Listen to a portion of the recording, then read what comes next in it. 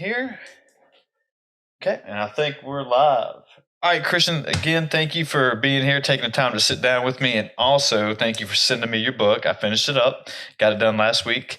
It was good. I enjoyed it. I liked your perspective on things, and I wrote down some things that I kind of wanted to hit on, and maybe we can touch on. But I guess, should we start maybe you giving a little bit of a background about yourself and maybe what was your motivation behind the book so everyone will kind of know Sure. where we're going at here? Yeah. By the way, thanks for having me on the show. Yes, sir. And I'm glad you actually read the book. Ah, I like that. Well, what inspired this book? I guess a couple of things. One of them was I'm part of a large family. I'm one of 9 kids, and I have an older sister. I'm the second oldest. And, when we were kids, she was a natural born leader. Um, she would boss not only the 9 of us, but the entire neighborhood of 15, 20 kids, and not in a bossy, nasty way. She would just say, "Hey, let's go do that." And we would all say, "Sure, let's all go do that." And then Chris, when she hit puberty, she just turned that thing off. And I don't know if it was something that somebody said to her about girls or women not behaving that way, or whether she just picked it up, through osmosis. But it got me thinking over the years about power and our relationship to power. And what I've come to realize is that most of us have an ambivalent relationship to it. Part of us wants it, part of us is afraid of it. And I think what we fear is that if we really stepped into our power, that other people couldn't handle it and that they would judge us and that we might end up rejected and alone. I think we also fear that we might abuse it sure. and wonder. All we got to do is turn on the news any day or glance through the headlines online to witness at least one abuse of power. And then on top of that, we've been conditioned to believe that power is a bad thing. So quotes like power corrupts, absolute power corrupts absolutely, and who wants to be corrupted? And then when you add to the mix the fact that we've been conditioned to believe that the emotions are weakness, especially as men, and that we avoid conflict and confrontation, most of us, what happens is that we end up giving away our power, our innate, inherent power that nobody can give to us, nobody can take away. We are the only ones who give it away. And to me, the sad part is the reasons for which we give it away. Like we say yes, when inside we feel no for like an illusion of security. We override our true feelings, our beliefs, our convictions, our desires, for our dreams, even for the sake of acceptance, or we settle for crumbs of pseudo love. So what this book is about is like, all right, how do we step into power in a different way? In a different way that's not about hierarchy, control, fear, force, domination, that doesn't require that we push anybody down, manipulate them in order for us to feel powerful. And just so when I was reading the book, I know you spoke a lot about ego and power and stuff, but just so the audience is clear, when you're talking about power, are you talking about authority, competence, knowledge, wisdom, infinite resources? I guess people get in certain powerful positions, or are you just talking more about personality traits, like leadership or I hope does that kind of make sense what I'm trying to say? Just so we kind of got Yeah. Well, and I think that's a great question because that begins to let us know that there are different kinds of power. sure. And so, for example, I talk about worldly power or ego power, which we tend to associate. Most of us think of powerful people, like you're referring to, people who have money, who are famous, who've got some kind of status, who are high up in some kind of hierarchy, whether it's the corporate ladder or some kind of other institution. But the thing about all those kinds of powers that because they're external, they're outside of us, they can be fickle. Here today, gone tomorrow. That kind of power too, worldly power, ego power, it always has an agenda. It's always trying to get something for itself. And it's always trying to prove that it's bigger than it is. In contrast with what I call spiritual power or soulful power, which is inside each and every one of us. And like I said before, nobody can give it to us and nobody can take it away. Yeah. And it's humble. It doesn't need to prove anything to anybody. So, and it's about service, about making a difference. So I think of a Gandhi or Gandalf from the Lord of the Rings in their simple monastic robes, their sandal feet. You'd never know how much power they hold until it's necessary. Then get out of the way. Um, Gandhi brought the British Empire to its knees when it was at its highest point, in terms of global influence and reach and power without ever shooting a gun or landing a single punch. Sure. Talk about power. Sure. Yeah. Mike Tyson was actually talking about, power and ego, and talking about how, when he would knock somebody out, obviously he was recognized as one of the most powerful boxers ever, arguably.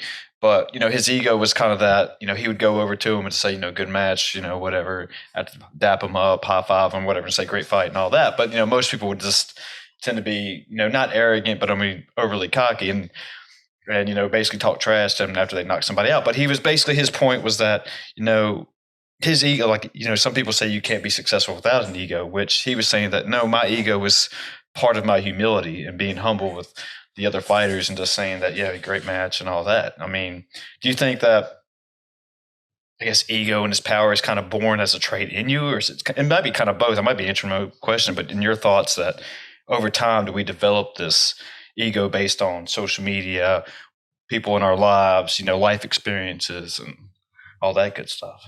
Well, as you know, it's a huge conversation about the ego. Like I spent the whole probably first quarter of the book explaining it, because it's really important that we get it. There's a lot of confusion about what the ego is.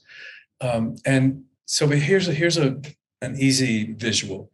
If you put a baseball in the center of a stadium, yep, that's what the ego is. Yeah, chapter 5 is actually the stadium, and we've confused. We've thought we've given the power over who we are to this tiny part of who we are, who thinks that it's all of who we are, and so we've given it the power to make choices, important choices about our lives, about our relationships, from its very small, limited, and always fear-based perspective. Sure.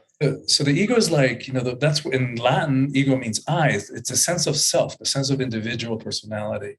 And so, the teachings, the understandings about it is that we all have an ego. We all have that, that sense of, like, this is Christian, that's Chris. Sure. Ultimately, it's an illusion. It's both a helpful illusion and the source of all our problems and all our suffering. And so, yeah, the thought is that it develops, that sense of self develops in humans around age 2.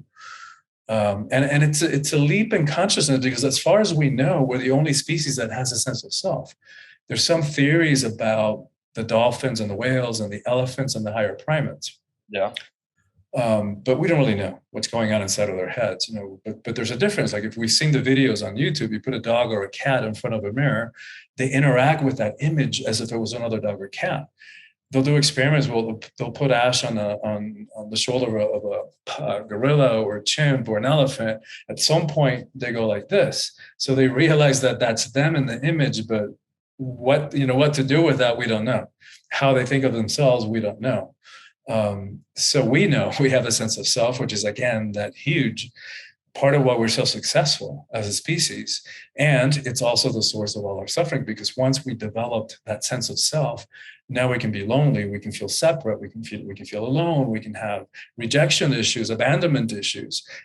We have to deal with our own mortality and all that kind of stuff. So it's kind of a mixed blessing. Yeah, I've always believed there's a lot of power in, if you want to, we can use the word power, in doing things alone or by yourself, and for the longest time, growing up, I was always, I would never go see a movie by myself, because I always thought that, based on what other people were telling me, that, what, you don't have no friends, you're a loser, you're going to go by yourself, right. You can't get anyone to go with you. And as I got older, I learned that, and I think you can probably use this for anything, but I learned that going to the movies by yourself is not really a big deal. And that, and I actually, when I first time I went, I was kind of nervous and felt weird, and like anything else, felt like people were staring at me. I got real self-conscious about it. And yeah, and it was weird. Then finally, after I was like, after I left and went home, I was like, there's no big deal. I just went and watched a movie by myself. I do it at my house all the time, And so with that, I don't want to say it gave me a power, but it gave me more of a self-awareness that, you can do things on your own. You don't always have, not to say that I don't always have, people around me, but, if I want to go do something on my own, don't be afraid just because you don't have a friend to go with, or, there's something to that, that felt like, hey, I can do this, it's on my own right. I'm knowing who I am, and I know when I can do things by myself and when I need people around me. And it was just, little steps like that, and like kind of reading your book and like, reading through the power practice and stuff and writing down little thoughts. It was kind of like, oh yeah, and I hadn't thought about that in years, and I was like, man, there is something to this, just taking these little steps of leap of faith, if you will, and trying something is, and that's part of, I guess, if you want to say part of life, or just knowing yourself, just, make the best of a situation, see how you react, learn from your mistakes, and kind of go from there. And I think you're absolutely right, Chris. And I think what's underneath you get, us getting to that place where we can do things by ourselves is that it's a deeper sense of self-acceptance, right? So the stronger that we accept ourselves, then the less that we care about what anybody else thinks. So who cares what people think about why we went to movies alone or went to dinner by ourselves? Who cares? Exactly. And the thing is, like, they're going to judge anyway, whether they're going to judge what we're wearing or what we're eating. Or it's like, I mean, that's part of what the ego does. It judges. Sure. So we might as well just get over it and let them do whatever they're going to do. And the stronger that we feel about ourselves, the less that we need anybody's acceptance or validation. And that's connected to personal empowerment. Do you think that's an issue or a problem with social media today, that younger generations, even myself, I'm an addict of it, I guess, as much as anyone else, but we're looking too much as far as those dopamine hits just to get so many likes, and that's what we're referring ourselves to social media, and then that's impairing our people's growth, I guess. And do you think that's an issue with ego and power and just rewiring how the brain is working, just to look for, you post a picture, oh man, I only got 10 likes today, I suck, and you get depressed and everything. But then the next day you post something else, it doubles, you get 20 likes, you're like, oh, I'm back at it, I'm on fire now. I mean, but I guess that's my question though. Do you think there is an issue with social media and just people relying too much on that just for acceptance? For sure, and on very superficial measurements. And I don't worry about somebody like you, or who's worried about how many likes. But when you've got teenagers and preteens who don't have that sense of self-developed yet, and who are even more dependent on what external validation, those are the ones that I think are in a little bit of danger. And like we hear about this, like cases where the teenagers taking their own life, and for like stupidest reasons, like what comment somebody made on social media. It is a reason for concern. Yeah, I feel like, I forgot who I was talking to this about, but I feel like I was kind of like a mixed hybrid of social media and the internet and stuff when I was growing up, just because I was a 90s kid, and I remember getting the regular old school AOL Instant Messenger dial up internet and funky sounds, and then no one cared about something. Just happy. I don't even remember what I was looking at, probably movies or something, I don't know, video games. But and then I never really got the full force of a screen in front of me my whole life. So I tell people that I feel like I got a good balance of it, that it's cool, but I don't rely on myself of it a lot. But then randomly I do find myself mindlessly scrolling through stuff. But I also feel that I never developed like that, like we were just talking about, like a need to have so many likes or whatever. Yeah, it's cool, and I'm not knocking if that's what you like. But I guess my whole point is that this technology going too far almost, that and obviously, like Steve Jobs, they designed that stuff just to grab people's attention at all times, and that I don't know, it's kind of a little rant. I don't really know where I'm going with that, but just it's out of balance. Yeah, there we go, balance. That's what I'm trying to say. I'm really grateful. I grew up my first 10 years of life in Cuba, in a communist country, and we had a TV, but there was nothing worth watching. So instead, we grew up reading, and I'm really grateful for that, because I mean, it's one of the reasons I was a good student when I came over to the States without even knowing English. Nice. And it also, we had to create our games and invent our pastimes. And, we lived outdoors, and I'm really grateful for that, because when I look at these kids, my nieces and nephews, even with their nose in the screen or lost in the video game, is like, yikes, to me, something's lost there. Early in the book, I think you talked about, speaking of balance, that you thought the world was off balance based on, I want to say, gender.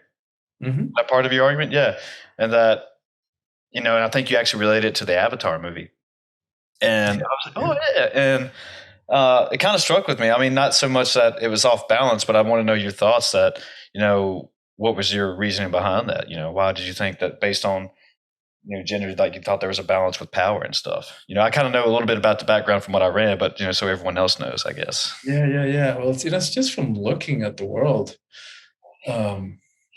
It's not balanced, and like even between the power between the masculine and the feminine, or men and women at all. And so the book is for everybody because, like I said, everybody struggles with issues around power. And it's really important to understand why we do the things we do and why we give our power away in certain situations.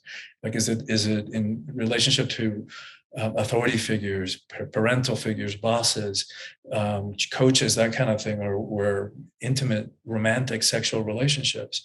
Like, we all do that. But it has a particular message for women.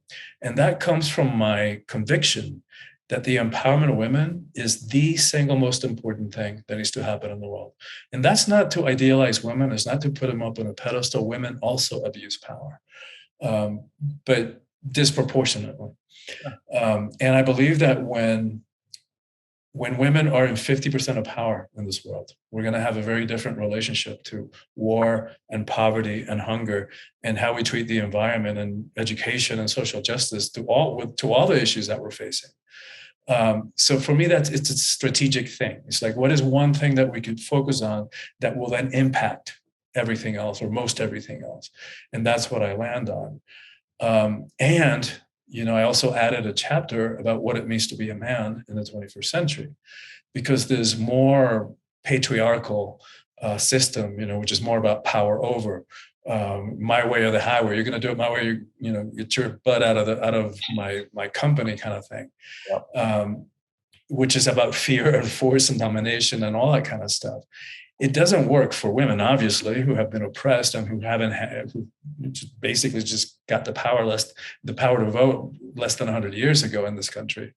And still, when we look at our political leaders, it's not even close to half and half, not even probably 20% of our elected representatives who are women. But men have also paid a price for that. And it goes back to what we're starting to talk about the emotions and the misunderstanding that the emotions are weakness. Because what happened to us guys, and since we were little kids, we were told, oh, little boys don't cry. It's like, wait a minute, what's up with that? It's like, is that because only little girls cry? Is that weakness? And we've had this misunderstanding that the feminine is weakness.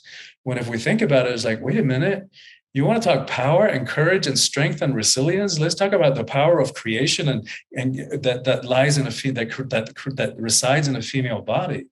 And I think of the story about Betty White, who just passed a few months ago. Sure.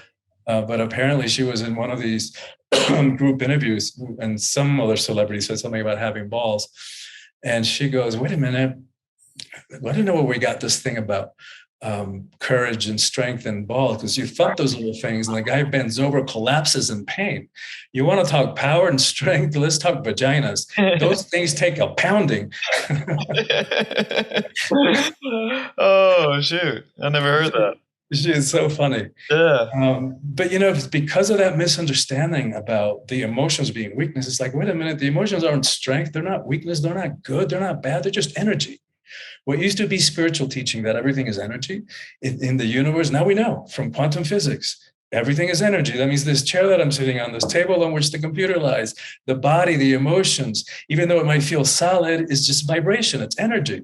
Energy cannot be destroyed, physics tells us to. So all those times that we have stuffed our emotions, that we didn't dare or didn't feel comfortable, saying what we were feeling, that stuff doesn't go away. And it starts accumulating in the tissues of our bodies. And after years and years and a lifetime of doing that, we walk around with layers and layers of repressed emotional crap. And then here we are trying to have a relationship, and all of it gets filtered through that lifetime of repressed emotions. Like, yikes. And I don't even know how relationships can work out, because we haven't been taught about how to have healthy, conscious relationships. And we haven't been taught how to clear this crap that we walk around with. And so what happens And this is the reason why men are paying a price, because if you look at numbers like longevity, women outlive men in the US by 5 years, globally by 7 years. The rate of suicide in the US, men commit suicide 4 times as frequently as women. I've heard that. And 70% of the suicides in the US committed by middle-aged white men who still have the majority of the power in the world. And so, why is that? We would think the group that has the majority of the power, most of the power, should have more benefit, more privilege, should live longer, have a better life. So what's going on there? And I think part of it is that because we've got this conditioning that you got to walk around like this unfeeling, uncaring robots. Yeah. Because if not, you're girly, and God forbid, because that would be the worst thing ever. But there's a price to pay for that.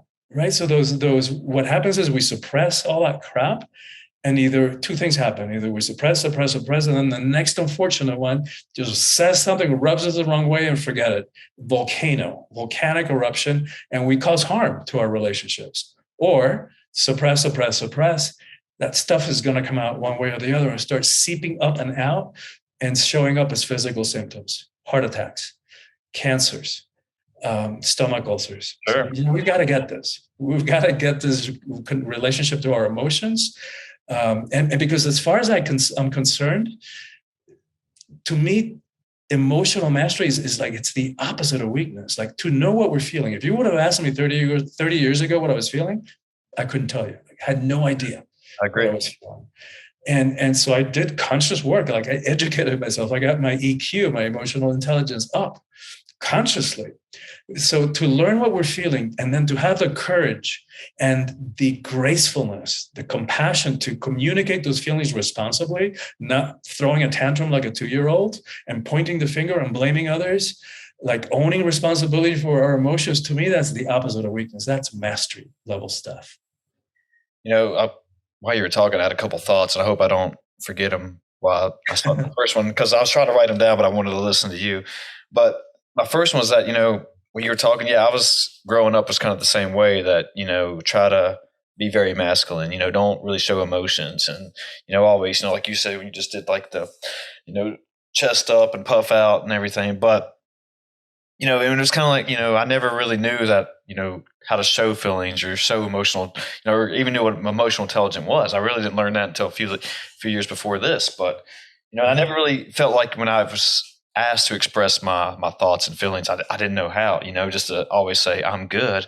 And then even when I was not, I'm cool, I'm not fine, don't worry about it. And then it was like, you take it up, you ball up whatever you are kind of feeling, you just shove it right down. And that's it, man. That's it. And then it would come out at random times, I remember having to learn to control. I had a temper when I was little, and it was just something that would set me off the little bit. And, I don't know if I was yelled, or my mom could tell you, but, I'd start yelling and just throw, I guess, your definition of a temper tantrum. But it was when I got older and started learning, and, learning like, how am I feeling? I can't express these this ways, just because I'm taught not to doesn't mean I have to abide by that, and, I always wish, somebody gave you a life playbook on how to be and how to live life and be successful and all that, but no one gives you that. You just got to figure out these things on your own. And that's one of the things I figured out, was that, and I still have, and that's part of the reason why I started this, because I never felt that I could express myself the way I wanted to towards people, just because I felt like I never had that interaction growing up, and that's kind of, and I feel like if I actually were able to have these more stimulating intellectual conversations with people like yourself, it would help me to plan out my thoughts and how do I really feel about things, and, not really just say something just because, like talking in memes, that's what I saw. Yeah. And then that was funny and cute. And I got through that conversation and we're all good. So I guess, it seems like I was always taught what to think and not how to think, or what to feel and not how to feel. Does that kind of make sense? Exactly. No, you just nailed it. That's exactly what happens. Yeah. That's exactly the process that happens in us, particularly as guys, not just guys, but especially guys. And there's a price to pay for that. Sure. And then here's the other side of looking at that. I was just interviewing for a virtual summit that I'm producing, this expert on leadership, globally renowned, written 5 books, all this success. Like, he's a co-host on a business show on the Bloomberg TV. And he was telling me that because we're talking about leadership and what it means to be a leader.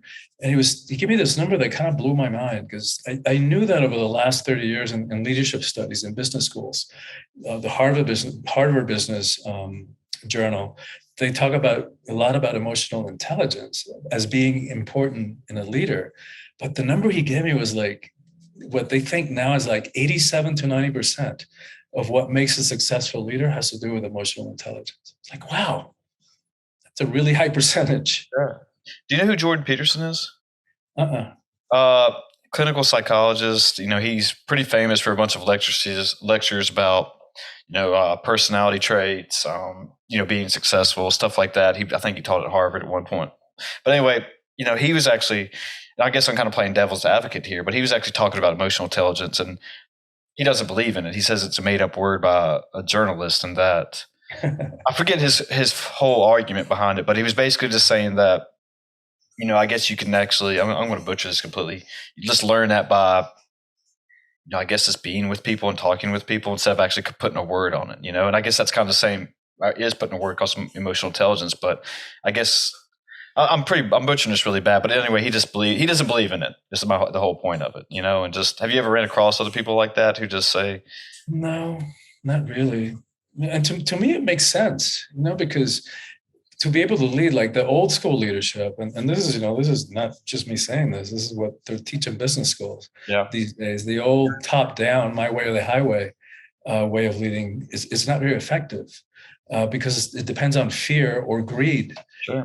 And it's not self-sustaining, because you got to keep adding fear or giving or offering them more stuff in order for people to get incentivized.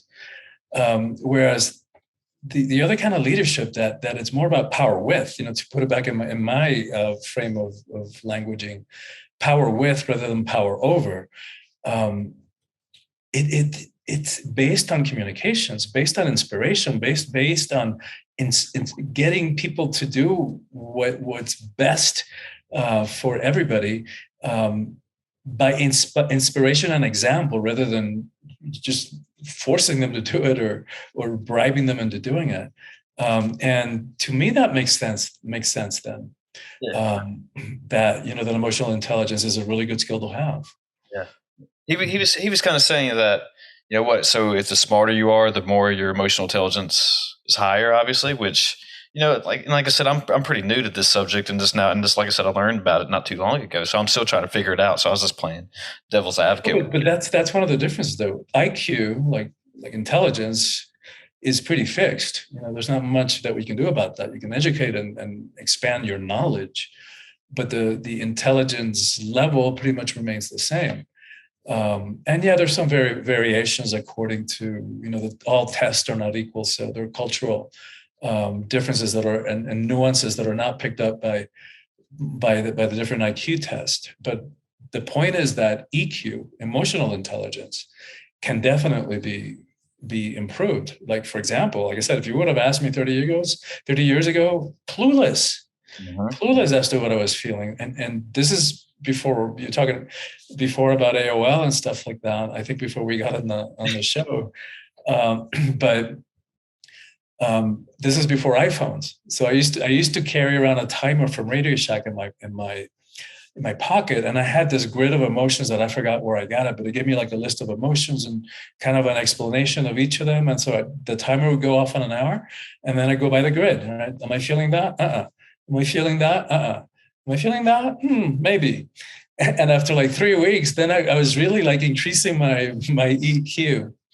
So it's improvable, and we can all get better at it. And by the way, that's really critical for any kind of relationship.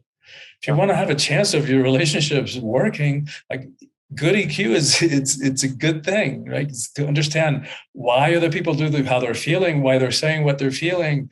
It's really critical, and to help them even figure out what they're feeling, so that we don't get stuck locking horns. Ego bumping up heads against ego, which is what ends up happening in most relationships. Yeah, it kind of resonates with me because I did an interview a couple of weeks ago with a sports journalist or broadcaster, and she actually, made a statement or a fact that 60% of what you're saying is actually not coming out of your mouth. It's all nonverbal.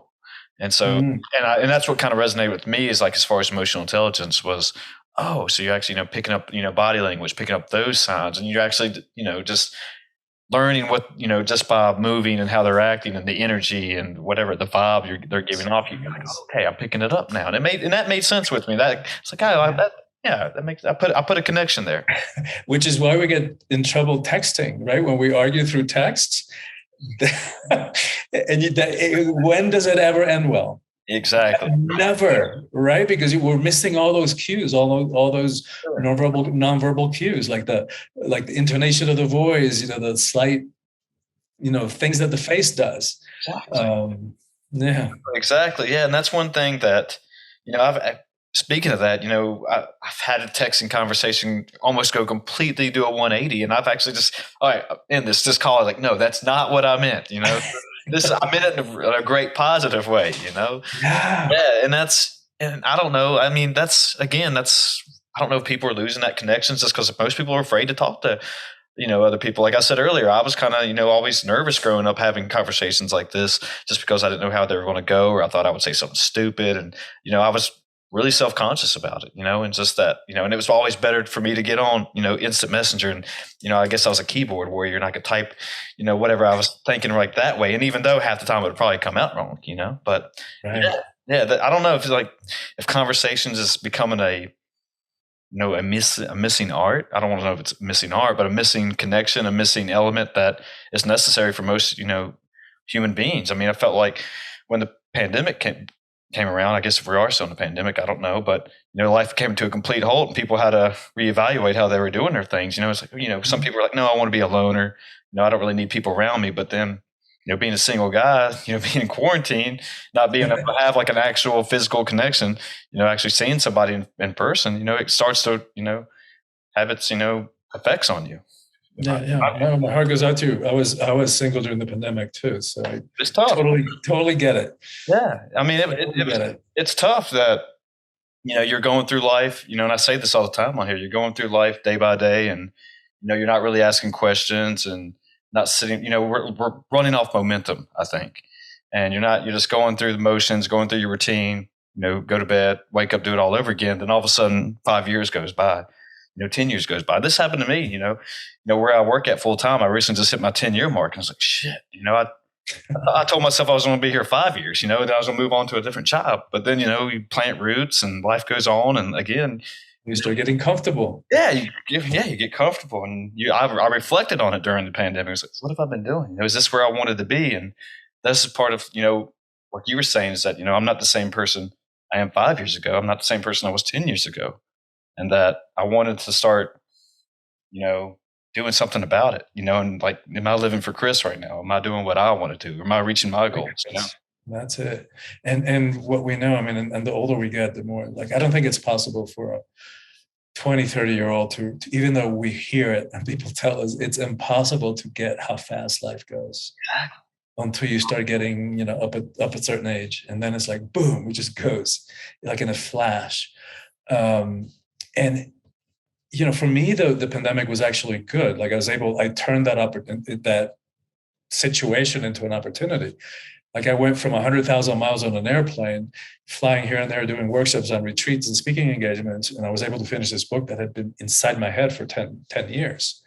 And I was able to create a virtual coaching program that I've known for years I needed to do, because not everybody's ever going to come to one of my retreats.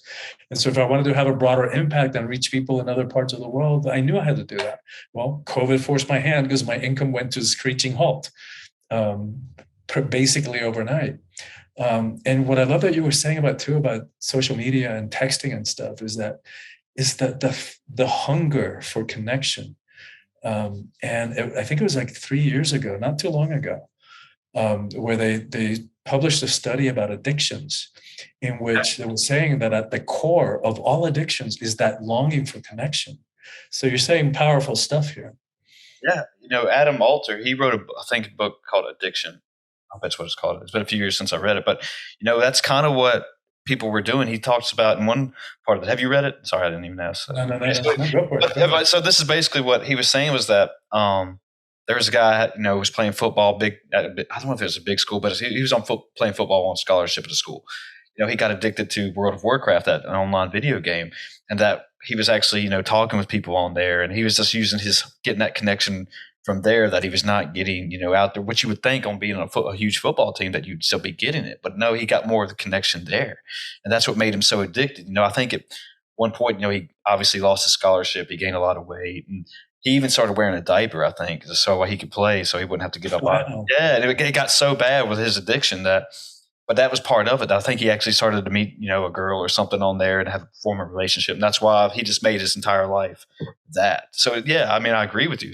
What I'm saying is that people are longing for some connection of some sort. I mean, we're humans. I think that's what, it might be in our DNA. I don't know that some people want that connection. I mean, there's probably some outliers out there, of course, but, who are living in Alaska in the forest but I don't know. But yeah. Well, that story of the diaper reminds me of another similar story where I don't know if you remember reading about it a couple of years ago, maybe like 5 or 6 years ago. And this was like a brilliant, like NASA, like astronaut kind of, brainiac. And she, I don't know, I think there was some kind of something going on. She was in Texas.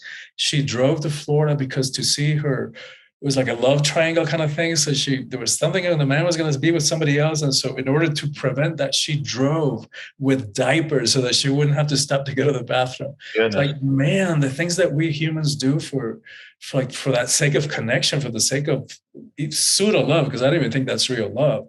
That's more like obsession. But I think underneath it is that desperate need for connecting. Yeah. I wanted to ask you this because I was talking about it with somebody at my gym the other day, and I was getting her thoughts on it. And, I like to bounce ideas off of her because she has like a philosophical, theoretical mind, I would say. But anyway, so I read this quote or heard it somewhere, but it says, I guess it's kind of related to what we're talking about. But it says, the smarter you are, the more you know what you don't know. Yeah. I believe that has some validity. Yeah, no, I think so. I think it kind of coincides with being self-aware and maybe having some humbling experiences through your life. Yeah. I mean, self-awareness for me is like now you're talking, because you can be very, very intelligent and be completely clueless about yourself. Sure. My dad was a brilliant psychiatrist, and I know because people would tell me after the fact. I used to go to him, but in terms of his own emotions, he was clueless. So no wonder that I was clueless too, growing up in terms of my own emotions. But there's self-awareness, like we can't do anything about what we can't see, but what we're not aware of. And so much of what's driving our behavior and the things we do, and the things that trigger us and the patterns that we get stuck in relationships, that, sometimes it feels like we're in the same boring movies, just with a different co-lead, a different actor, but it's the same boring kind of crap, the same kind of arguments, the same kind of discussions. At some point, we got to get real and realize that there's one common denominator in every one of those relationships and every one of those arguments, and it's right here. And so self-awareness to me is the first step, and it opens the door to self-acceptance. Because self-acceptance, like real self-acceptance, is impossible if we don't know who we are and why we do the things we do. Yeah. And then self-acceptance makes possible self-love, which is ultimately what we want.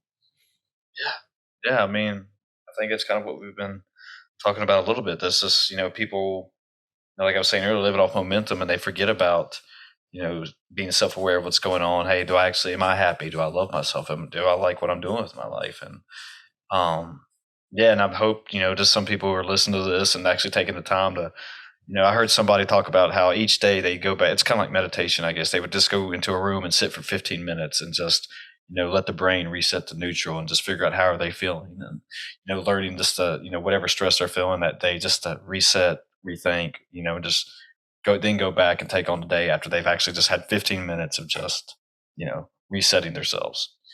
Chris, even 5 minutes, 3 or 4 times a week would do it. It would make a difference. Even 3, 4, 5 minutes. And just like meditation for most of us, it's boring. Like you're sitting there for, 30 minutes or whatever it is, 15, 30 minutes. Some people do it much longer. Observing your thoughts, observing your sensations, watching your breath, sometimes repeating a mantra to give the mind something to focus on. Yeah. 99% of the time, it's going to be boring. right? Oh, there it is. I'm supposed to be counting my breath, and there it is. I'm doing my shopping list. Back to my breath. Oh, there it is. I just reliving the argument I had with my coworker yesterday. Back to the breath. Oh, there it is. Now I'm futurizing. Now I'm fantasizing, hallucinating about what I'm going to tell him when I see him in the office tomorrow. Back to so that ego that we were talking about, it's always either stuck in the past, ruminating, rehashing a past that is gone and does not exist, or it's fantasizing about and hallucinating about a future that may or may not come to be. Has a really hard time being the only thing we know is real. That is not either a memory or a hallucination, a projection of our minds, which is the present moment. So even if we can do that for a minute, it's life changing.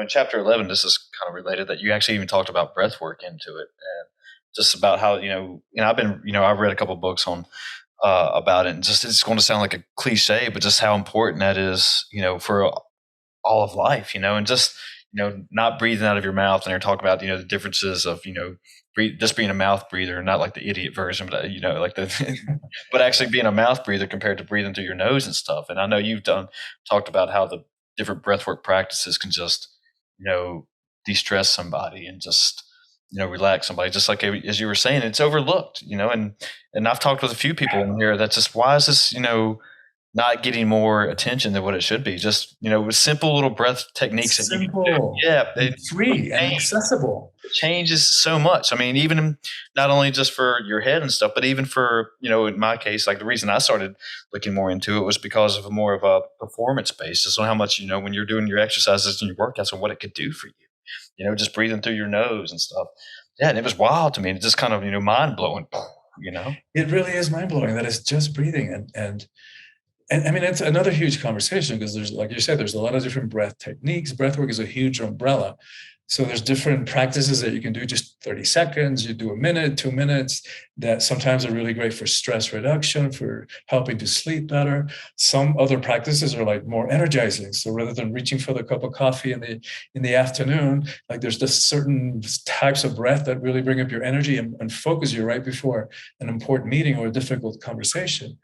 And there's so many videos on YouTube that you can just like access for free about different types of breathing practices. The one that I reference is a little bit longer. You do that for about an hour and a half. And that one you actually do in and out the mouth, but I wouldn't recommend mouth breathing as you go to day-to-day life. But in this particular case, it's mouth breath because it's so much more powerful, because you can take in so much more air and oxygen and life force, which is called prana or chi or ki in different spiritual traditions and the martial arts, the energy, the life force of creation that animates all of life. And if we think about it, the breath is like our most loyal, faithful, constant companion on this journey of life. And in so many spiritual traditions, and even some secular languages, one word, the same word, can mean breath or spirit. So, for example, in Greek, pneuma, from that word pneuma, from which we get pneumonia, it meant both lung and soul. And from the Latin spirare, we get both that root, we get both respiration and inspiration or expiration. So there's definitely something about the breath and the power of the breath. And in fact, that's what my TEDx talk is about, the power of the breath. Yeah, I watched a little bit of that. And because it was so, like I said, mind blowing. I was like, why have I not been doing this all my life? Thinking more about it, and just sitting down and just, I catch myself now, even when I'm sitting here watching TV or, doing my workouts, like, all right, breathe properly, dude. Know how to breathe, just take a minute. And it's just, it's the only word I know I can say right now is mind blowing. And it's wild to me that, we're not me personally, but, no one's putting out more information, or maybe they are, and I just haven't been aware of it until these last few years or months. But yeah. Well, and here's another layer of incentive, especially for guys. For women, it's easier, but for guys who want to prolong the orgasm, use the breath. I think I heard that in your TEDx. So elaborate on that a little bit. I think you talked about that in your TEDx. Well, it's like if you're making love consciously, like not just like wham bam, thank you ma'am, oh thank you ma'am. It's the breath it's what anchors us in the body. And when we slow down the breath, the body literally slows down. So there's swamis in India that have that much control over their body that they can tell the heart to slow down, and the heart slows down. Some of them can reach these really deep levels that are almost indistinguishable from death. Like most of us are not going to get to that level of control over the body, but anybody can slow down the breath. All it takes is a choice and a little bit of discipline, just a tiny bit of discipline to keep going at it.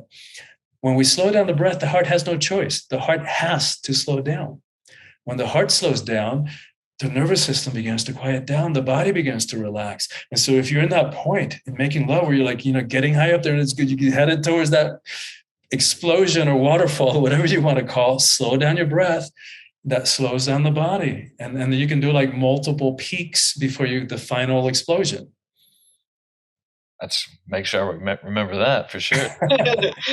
But so, when talking about that, I guess I should ask this question first, just based on breathing and, kind of your experience I know about you. But do you believe in reincarnation? I do.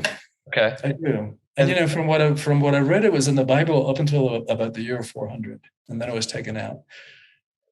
Okay, well, the reason I asked that was just because, based on, everything that, and what I've read in your book and stuff, do you ever felt that, you were talking about, a little bit about Greece earlier and, in India, that you were connected to another civilization at one point? Does that kind of make sense? Oh, man, it's really funny that you asked that, because I haven't had, I've tried a couple of regressions. I didn't remember anything, but I did have. So funny you mentioned that. Well, I was thinking about that today, and I was like, oh, I wonder.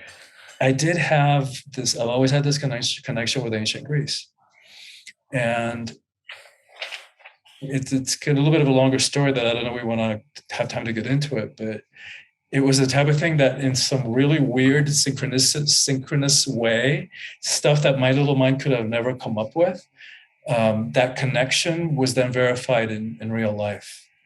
Like, I don't have any personal memories of having lived in ancient Greece or ancient Rome.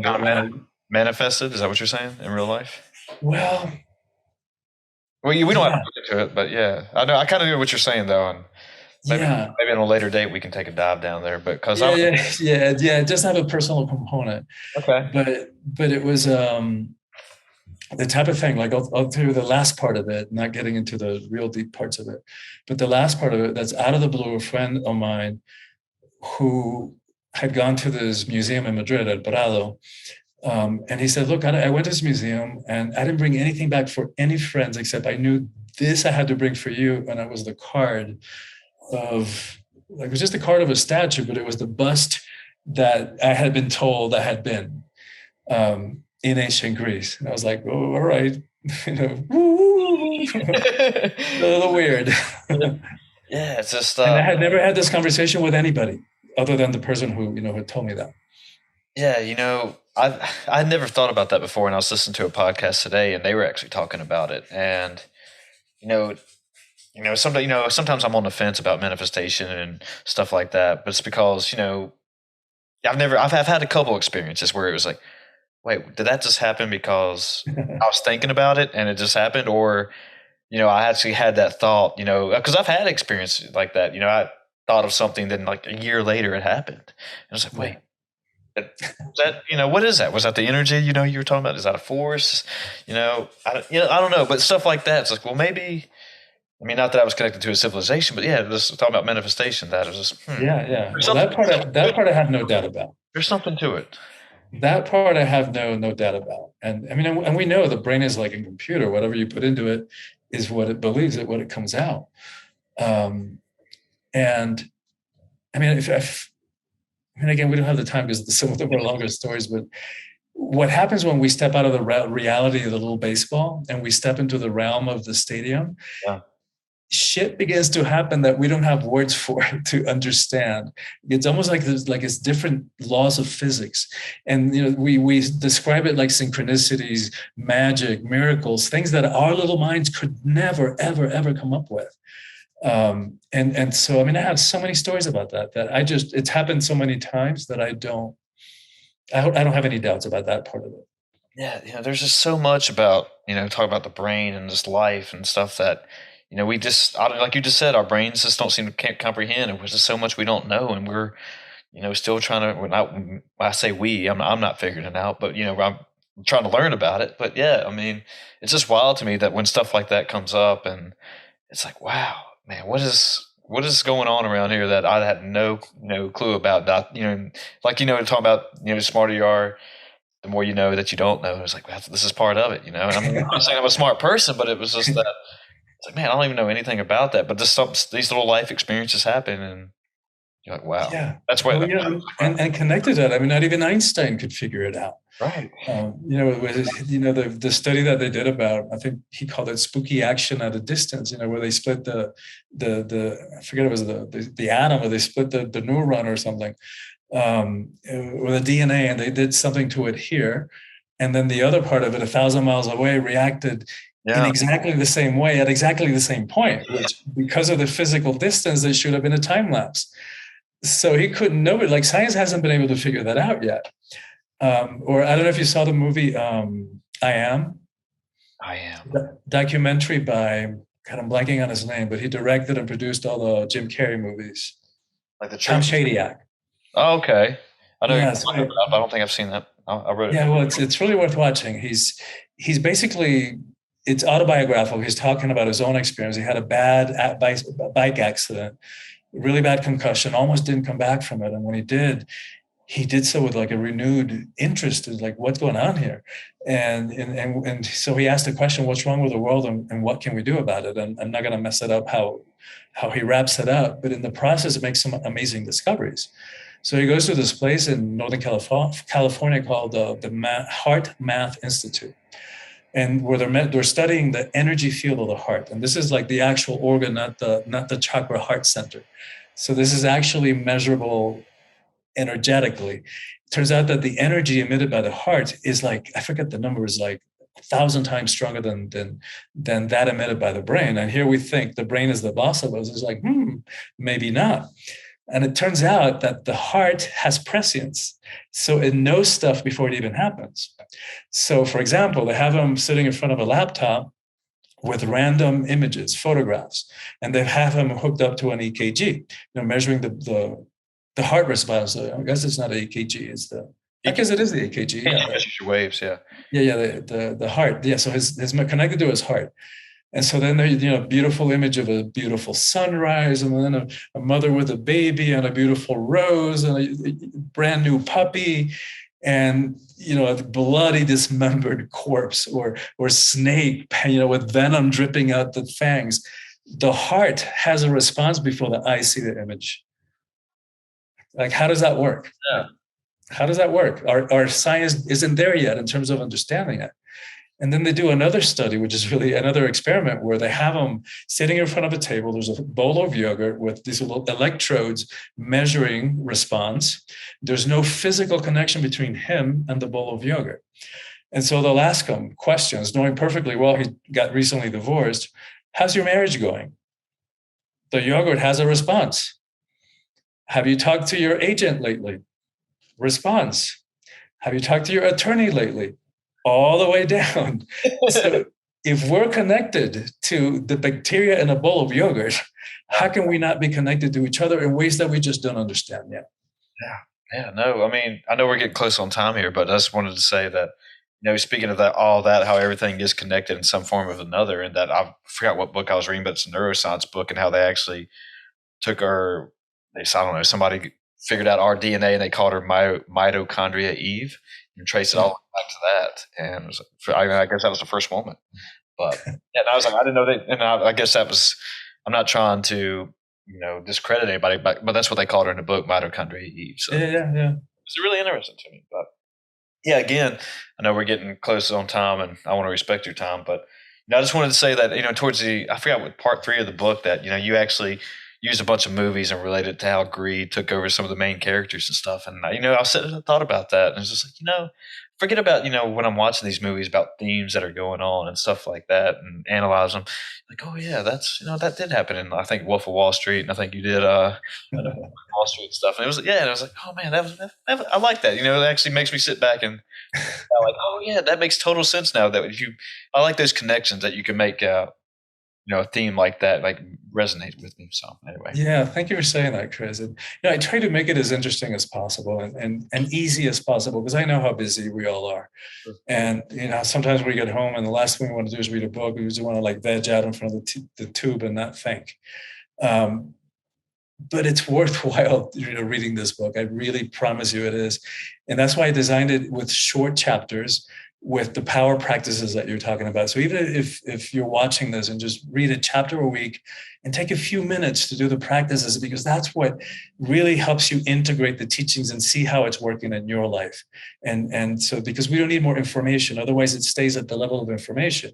We don't need more information. We've got information overload. What we need is transformation. And that comes from really living the teachings.